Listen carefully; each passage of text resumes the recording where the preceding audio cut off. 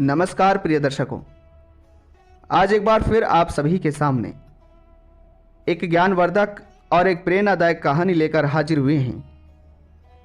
दर्शकों, किसी भी पुरुष को एक स्त्री से ज़्यादा मोह नहीं करना चाहिए। आज की ये कहानी बड़ी ही ज्ञानवर्धक और बड़ी ही प्रेरणादायक है। इस कहानी से आप लोगों को यह सीखने को मिलेगा कि आखिर पुरुष को स्त्री से ज़्यादा मोह क्यों नहीं करना चाहिए। दर्शकों, ये कहानी हमारे महान कवि तुलसीदास जी की कहानी है और वाकई में ये कहानी बड़ी ही ज्ञानवर्धक और बड़ी ही प्रेरणादायक है। इसलिए इस कहानी को आप सभी पूरा जरूर सुनें और हो सके तो अपने मित्र बंधुओं तक इस छोटी सी ज्ञानवर्धक और प्रेरणादायक कहानी को शेयर जरूर कर दीजिएगा, ताकि उन्हें भी इस ज्ञानवर्धक और प्रेरणादायक शिक्षाप्रद कहानी का लाभ प्राप्त हो सके। दर्शकों, अगर आप इस चैनल पर पहली बार आए हैं तो चैनल को सब्सक्राइब जरूर कर दीजिएगा, साथ ही वीडियो को लाइक कर दीजिएगा। दर्शकों, जो विवाहित जोड़ा होता है, जो पति पत्नी का एक रिश्ता होता है, वो एक अटूट बंधन होता है और उसके बीच में प्रेम का होना भी जरूरी होता है। ऐसे में परंतु आज हम आप लोगों को यह शिक्षा देने वाले हैं और ये कहानी सुनाने वाले हैं कि एक पुरुष को स्त्री से ज़्यादा मोह नहीं करना चाहिए,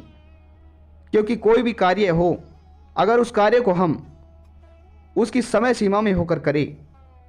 तो वही अच्छा रहता है। परंतु अगर किसी भी कार्य को हम उसकी समय सीमा से बाहर करते हैं तो वो हमारे लिए घातक होता है और उसका घातक ही परिणाम हमें देखने को मिलता है। तो दर्शकों, ऐसे में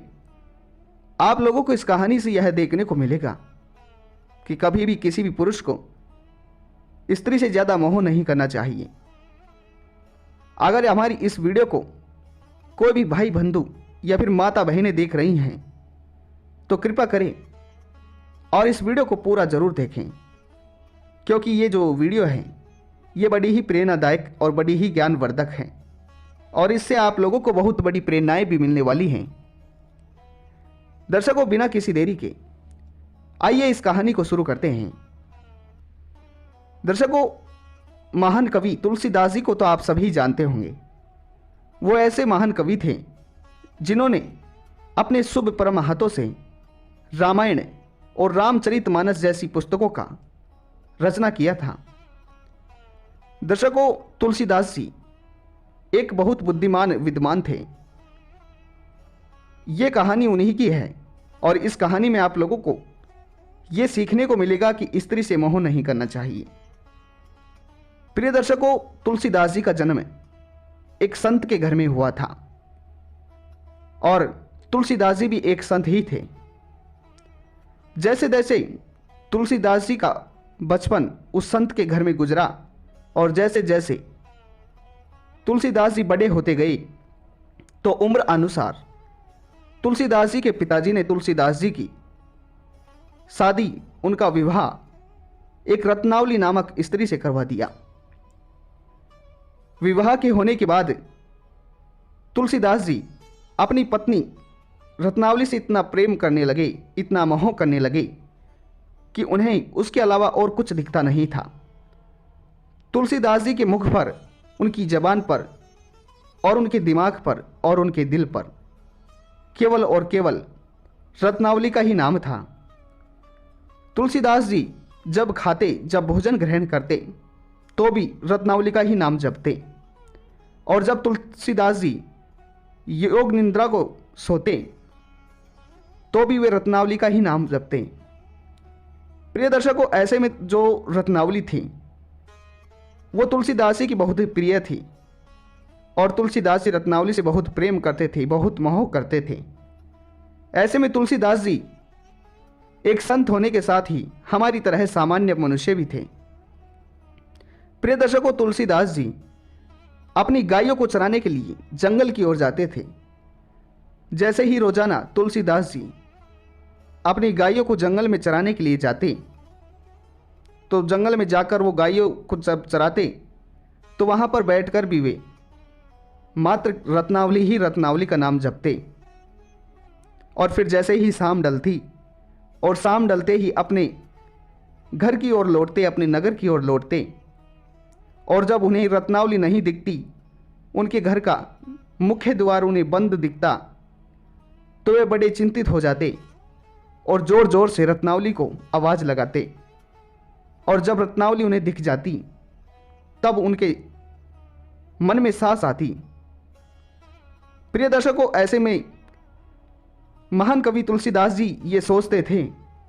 कि मैं अपनी पत्नी रत्नावली से जितना प्रेम करता हूँ, जितना मोह करता हूँ, मेरी पत्नी भी मुझसे इतना ही मोह करती है, इतना ही प्रेम करती है। प्रिय दर्शकों, महान तुलसीदास जी के प्रेम में कोई संख्या नहीं थी और कोई समय सीमा नहीं थी। वे अपने आप से ज़्यादा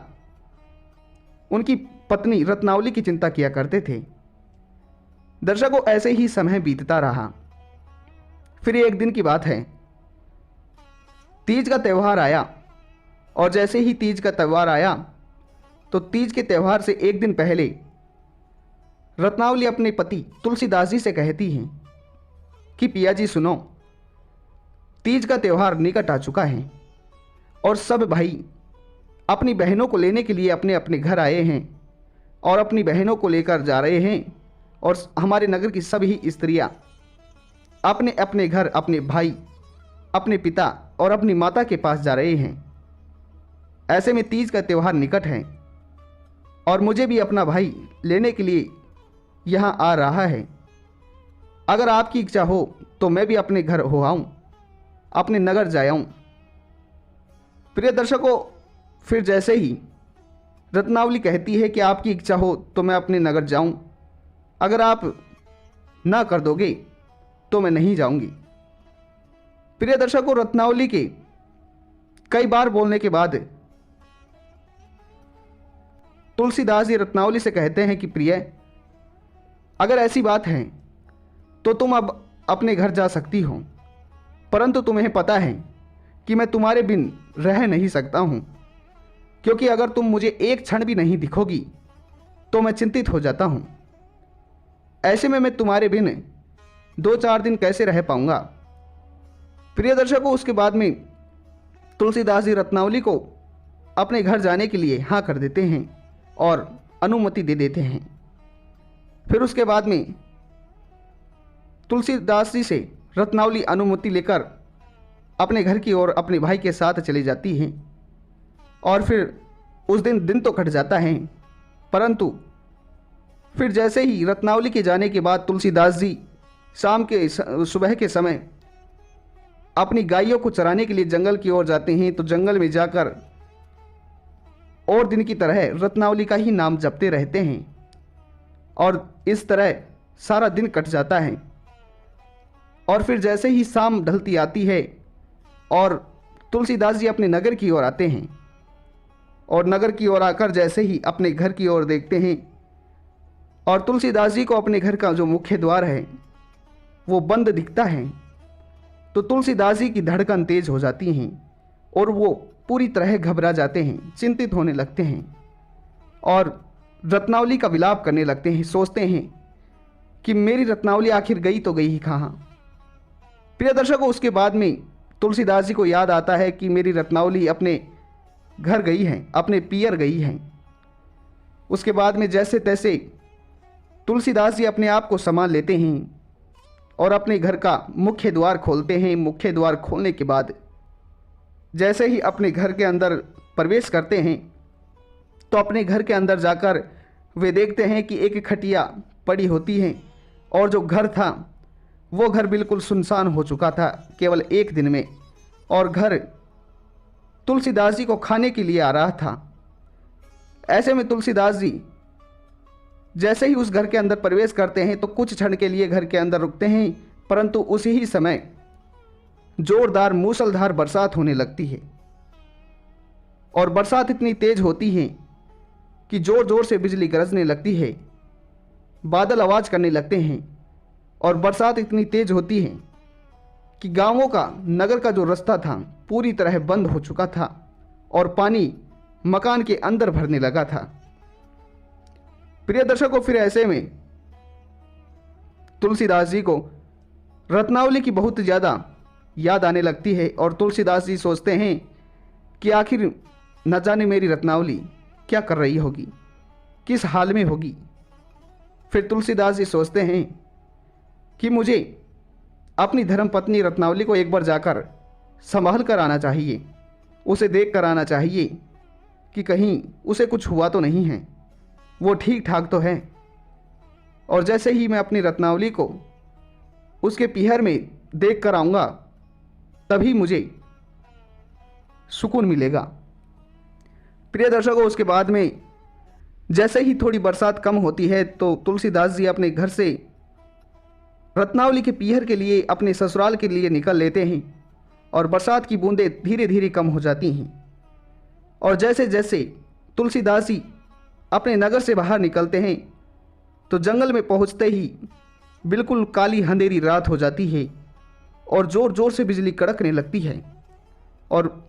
मूसलधार बरसात की वजह से जो जंगल का रास्ता था पूरी तरह कीचड़ ही कीचड़ हो गया था और पानी भरने लगा था। उसके बाद जैसे ही तुलसीदास जी आगे बढ़ते हैं तो आगे बढ़ते ही उनके सामने एक गहरी नदी आ जाती है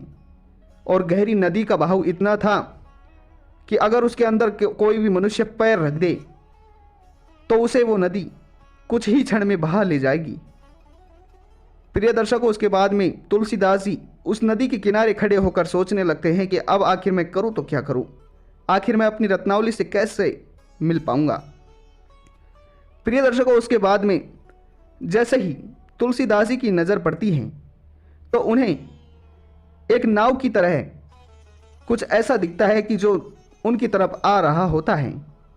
और तुलसीदास जी सोचते हैं कि मुझे पता है, जैसे मुझे अपनी रत्नावली के बिना नहीं रहा जा रहा, उसी प्रकार मेरी रत्नावली को भी मेरे बिना नहीं रहा जा रहा, इसलिए रत्नावली ने मेरे लिए एक नाव भेजी है। प्रिय दर्शकों,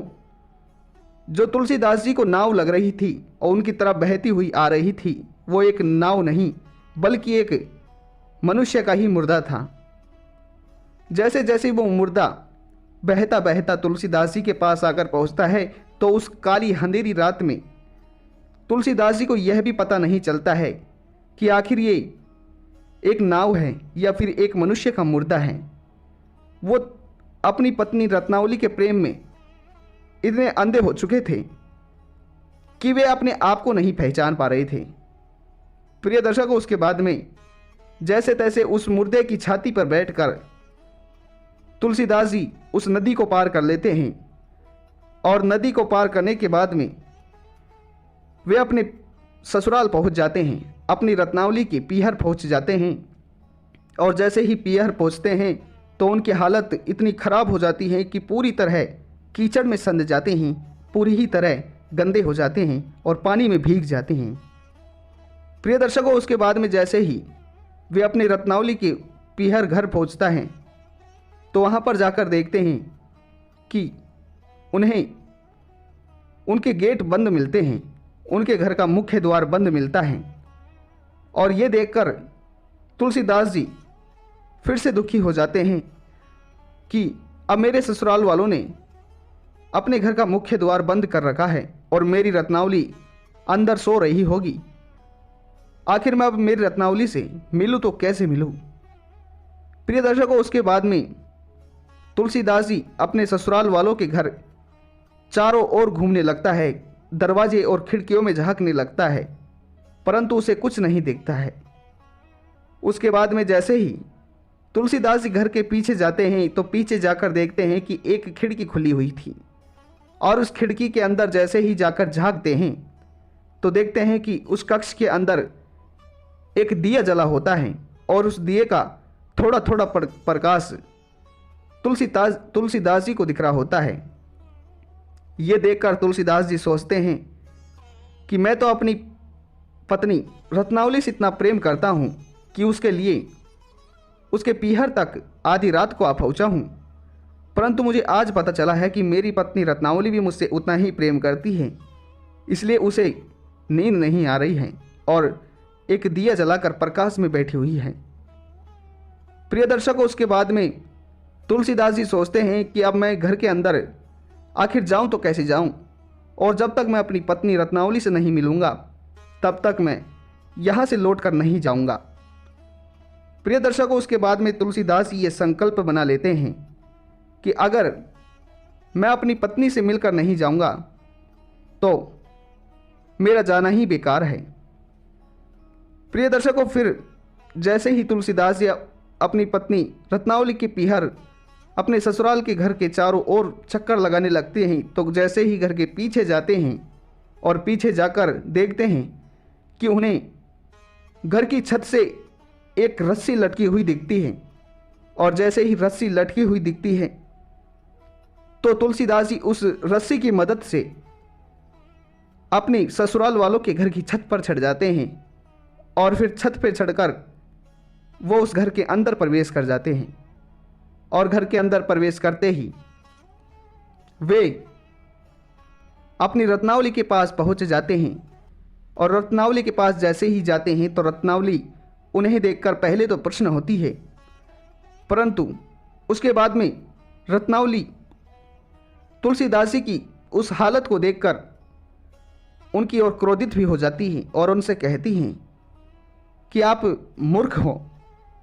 आपको इतना पता नहीं कि इतनी मूसलधार बरसात हो रही है, और इस मध्य बरसात के बीच आप मुझसे मिलने के लिए इतनी दूर आए हैं। प्रिय दर्शकों, उसके बाद में तुलसीदास जी अपनी पत्नी रत्नावली से कहते हैं कि प्रिय, मैं तुमसे बेइंतहा प्रेम करता हूँ, और इस प्रेम के चलते ही मैं तुमसे इतनी दूर मिलने के लिए आया हूँ, परंतु मुझे पता है कि तुम भी मुझसे उतना ही प्रेम करती हो जितना प्रेम मैं तुमसे करता हूँ, क्योंकि मैं तुमसे प्रेम करता हूँ और इसमें कोई संदेह नहीं है, और प्रेम करता हूँ तो इसी लिए मैं तुम्हारे लिए इतने खतरों को झेल कर आया हूँ, और तुम भी मुझसे प्रेम करती हो, इसलिए तुमने मेरी आने में मदद की है।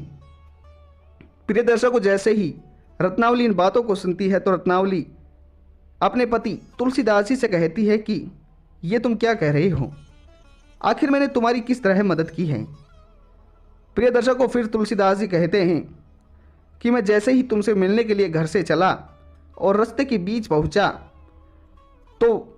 मेरे बीच में एक नदी आ गई थी, और उस नदी को मैं पार नहीं कर पा रहा था, और तुमने मेरी मदद करने के लिए मुझे यहाँ तक आने के लिए एक नाव भेजी थी, और उस नाव में बैठकर मैं उस नदी को पार कर लिया था, जिसकी वजह से मैं तुम्हारे पास यहाँ घर आ पाया हूँ।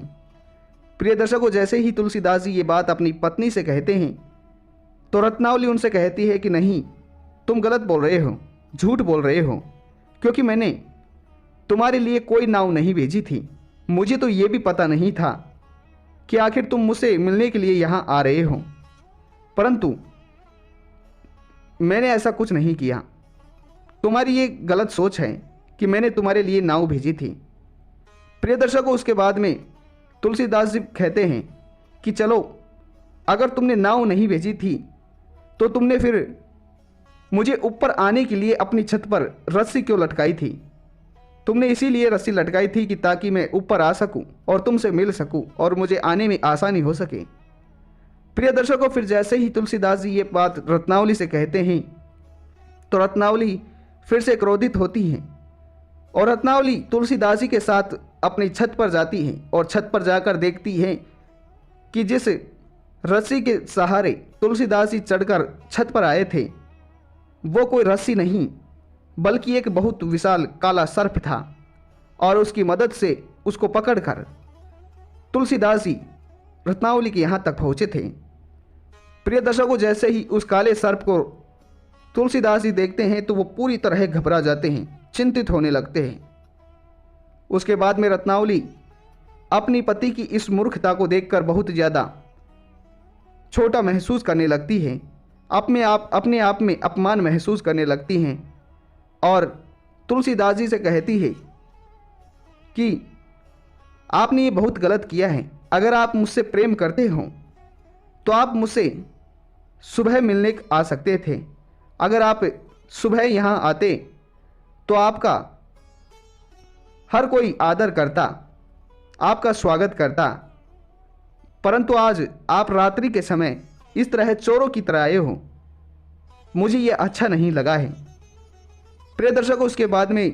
तुलसीदास जी अपनी पत्नी रत्नावली से कहते हैं कि प्रिय, मैं तुमसे बेइंतहा प्रेम करता हूँ और इस प्रेम के चलते ही मैं तुमसे मिलने के लिए आया हूँ, भला इसमें गलत क्या है। प्रिय दर्शकों, उसके बाद में रत्नावली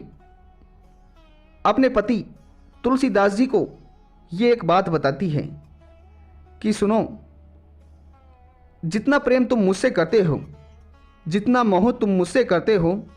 अगर उतना प्रेम और मोह तुम भगवान से करो, ईश्वर से करो, तो तुम्हारा जीवन धन्य हो जाएगा। क्योंकि भगवान की अगर पूजा और उनसे मोह करोगे तो तुम्हें स्वर्ग की प्राप्ति होगी और तुम्हारा जीवन धन्य हो जाएगा। आखिर ऐसा स्त्री का मोह किस काम का जो आपकी रक्षा ना कर सके और आपको मुसीबत में डाल दे। प्रिय दर्शकों, इस तरह रत्नावली जी अपने पति तुलसीदास जी से ये बात कहती है और तुलसीदास जी इस बात को सुनकर अपनी गर्दन नीचे कर लेते हैं और अपना अपमान खड़े खड़े सुनने लगते हैं। उसके बाद में तुलसीदास जी से उनकी पत्नी रत्नावली कहती है कि कभी भी किसी भी पुरुष को एक स्त्री का ज़्यादा मोह नहीं करना चाहिए, क्योंकि जो पुरुष स्त्री का ज़्यादा मोह करता है तो उसे धोखा भी जल्दी मिलता है। क्योंकि हम अगर किसी भी चीज़ की ज़्यादा, हद से ज़्यादा, उसकी समय सीमा से ज़्यादा उसे प्रेम करते हैं या फिर उसकी चाहत रखते हैं तो वह हमारे लिए घातक भी होती है। प्रिय दर्शकों, ऐसे में यह कहानी आप सभी को कैसी लगी कमेंट बॉक्स में ज़रूर बताएं और अगर आप इस चैनल पर पहली बार आए हैं तो चैनल को सब्सक्राइब जरूर कर दीजिएगा, साथ ही वीडियो को लाइक कर दीजिएगा। नमस्कार प्रिय दर्शकों, आज एक बार फिर आप